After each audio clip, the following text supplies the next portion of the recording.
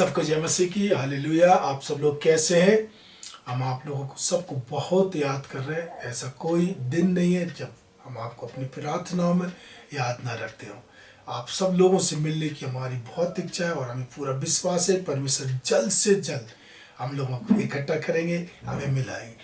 अजीजों, मैं आपसे बातचीत करना चाहता हूँ आज वो 40 दिनों के विषय में, क्योंकि आपको पता है जो क्वारंटाइन समय है वो 40 दिन हमारी सरकार ने बढ़ा दिया, 40 दिन के लिए कर दिया है। और 40 के ऊपर बहुत सारे मैसेज आप लोगों के पास भी आ रहे होंगे, मेरे पास भी आ रहे होंगे।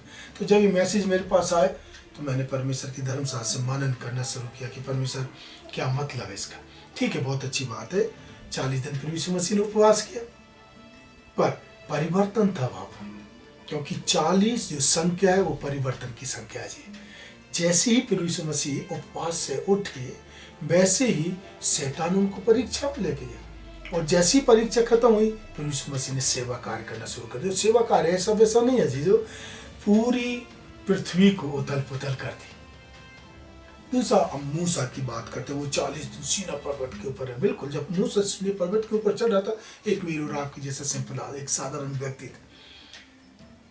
उसके चेहरे पे वो नूर नहीं था, पर जैसे वो वहां से लौटा परमेश्वर की उपस्थिति से, उसके चेहरे को कोई नहीं देख पा रहा था। तीसरी बात हम वहां पर देखते हैं कि उस समय तक पूरे लोगों के पास किसी किस्म की कोई व्यवस्था नहीं थी, कोई कानून नहीं था। जो जैसा कर रहा था, जो जैसा चल रहा था। वो बात विश्वास की बात नहीं कर रहा, मैं खान पान या डिसिप्लिन नहीं था, पर परमेश्वर ने वो डिसिप्लिन दिया। एक वहां पर एक परिवर्तन है। तो ये जो 20+20=40, तो ये जो साल है 2020 वो परिवर्तन का साल है जी, मेरे और आपके लिए। कैसे, मैं आपको बताना चाहता हूँ। हम देख रहे हैं कि जिस दिन से एक क्वारंटाइन शुरू हुआ है उस दिन से हमारे देश की आबो हवा ठीक होना शुरू हो गई। नदियों का पानी शुद्ध होना शुरू हो गया, वनस्पतियों ने ग्रो करना शुरू कर दिया। खास जो बात है वो ये है कि हम पूरे हृदय से मसीह के नजदीक आ रहे हैं और बहुत सारे लोगों का रुख फिर यीशु मसीह की ओर हो गया। क्या ये परिवर्तन की बात नहीं? दूसरी अगर हम बात देखें, आपको पता है, मैं आपको एक इतिहास की बात बता रहा हूँ कि जो साल है 2020 अमेरिका में और अपने भारत में ये क्या नाम, जनगणना का साल। और शायद आपने बाइबल में पढ़ा होगा कि जिस टाइम प्रभु यीशु मसीह का जन्म हुआ था वो साल भी जनगणना का साल था। पर जैसे ही प्रभु यीशु मसीह पैदा हुए तो क्या हुआ,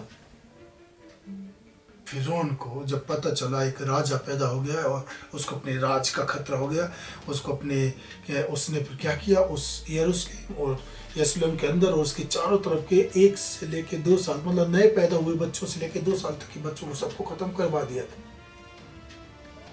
हमारे लिए एक बहुत हर्षोल्लास और आनंद का समय है चीज। मैं आपको बताना चाहता हूँ 2020 दर्शन का साल है।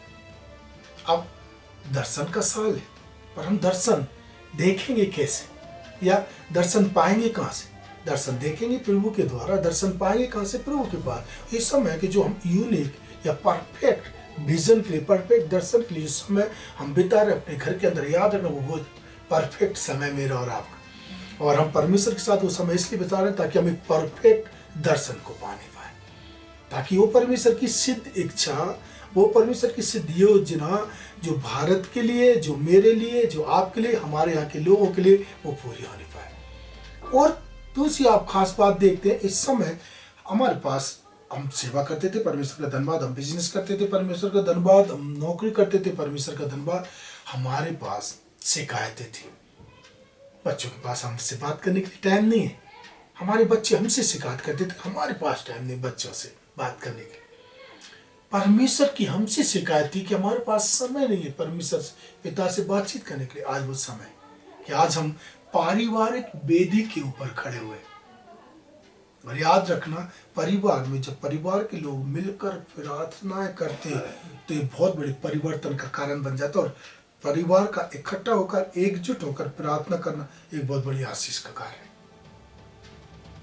मैं आपको बताना चाहता हूँ, बेशक कोरोना, बेशक जो मर्जी समस्या है, बेशक जो मर्जी उथल पुथलों के विषय में हम देख रहे हैं, सुन रहे हैं, डरने की जरूरत नहीं है। यह सब भविष्यवक्ता की पत्री, और उसके अंदर इस तरीके से लिखा हुआ है, मैं आपको वचन में से बताना चाहूंगा। उसके 49 और उसके 16 में लिखा हुआ है, मेरे को और आपको डरने की इसलिए जरूरत नहीं है क्योंकि मेरा और आपके चेहरे को परमेश्वर प्रभु यीशु मसीह ने अपने हथेली पर खोद कर बना रखा। खोद कर बनाने का मतलब एक चीज होती है कि अगर हम पेंसिल से किसी चीज को ड्राइंग करें, पेन से किसी चीज को ड्राइंग करें, वो खत्म हो सकती है।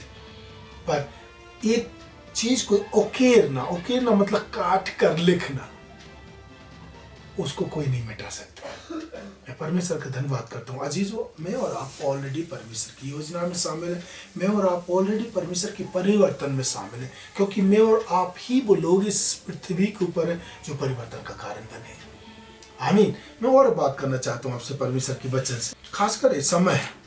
एक तो ये है कि हम क्या नाम से परमेश्वर की उपस्थिति में बिताए, दूसरा परमेश्वर के साथ प्रार्थना में अपने समय को बिताएं, तीसरी सबसे बड़ी बात है परमेश्वर के वचन को मनन करने में समय को बिताएं, और चौथी जो सबसे बड़ी बात है वो है कि हम परमेश्वर के दर्शन को आसानी से समझें। परमेश्वर के दर्शन को पूरी तरीके से जैसे परमेश्वर चाहते वैसा हम परमेश्वर के दर्शन को समझ पाए, ताकि मेरे और आपके जीवन से परमेश्वर की सिद्ध इच्छा पूरी होने पाए।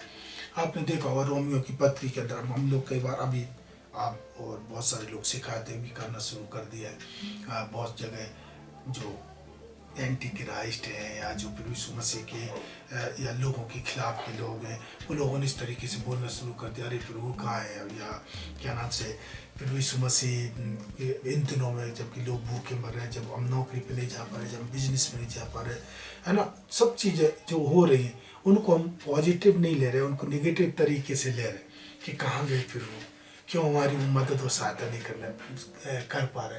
आप पढ़ें रोमियो की पत्री, उसका 8 अध्याय और उसके 28 वचन में क्या लिखा है, मैं आपको पढ़ के बताना चाहता हूँ। हम जानते हैं कि जो लोग परमेश्वर से प्रेम रखते हैं, हम मैं और आप वो लोग हैं जो परमेश्वर से प्रेम रखने वाले लोग हैं, और उनके लिए सब बातें मिलकर भलाई ही को उत्पन्न करते था, उन्हीं के लिए जो उसकी इच्छा के अनुसार बुलाए हुए हैं।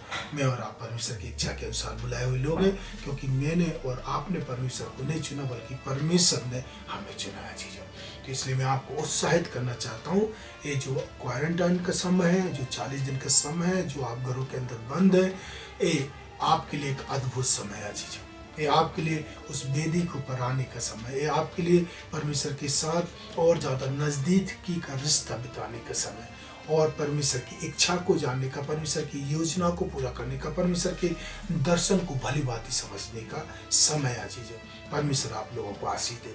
मैं आप लोगों के लिए एक प्रार्थना करना चाहता हूँ, फिर वो आशीषित कर मेरे सारे भाई बहनों के लिए जो घरों के अंदर है, सबको राजों को राजा आशीष और बरकत दे। प्रभु मेरी खास प्रार्थना है कि प्रभु आजकल बहुत सारे उल्टे सीधे मैसेज आ रहे हैं। तेरा वचन कहता है भरमाने वाले की आत्मा और भटकाने वाले की आत्मा सक्रिय हो चुकी है। झूठे शिक्षकों की, झूठे भविष्यवक्ताओं की कोई कमी नहीं है। प्रभु मैं प्रार्थना करता हूँ मेरे भाइयों को, मेरे बहनों को, उन झूठे भविष्यवक्ता, भविष्यवाणी करने वाले लोग और झूठी शिक्षा देने वाले लोगों की शिक्षाओं से, भविष्यवाणियों से इनको बचा करना। फिर दुष्ट किसी रीति से इनको भरमाने और भटकाने पाए। फिर इनका इन 40 दिन अपने घर के अंदर बैठना, तेरे उपस्थिति में बैठना, प्रार्थना करना, आराधना करना, वचन को पढ़ना, वचन को मनन करना, उपवास करना, फिर इस दुनिया में बहुत बड़े परिवर्तन का कारण बन जाए। इन सबके जीवनों में बहुत बड़े परिवर्तन का कारण बन जाए। इन सब के लिए आशीष का कारण बन जाए। यीशु मसीह के नाम।